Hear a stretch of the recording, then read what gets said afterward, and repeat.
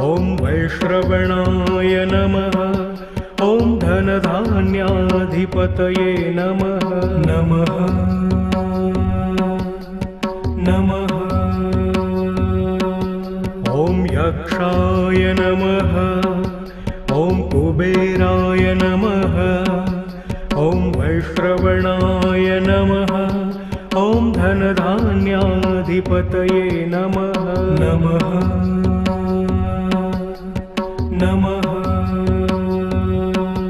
ॐ यक्षाय नमः। ॐ कुबेराय नमः। ॐ वैश्रवणाय नमः।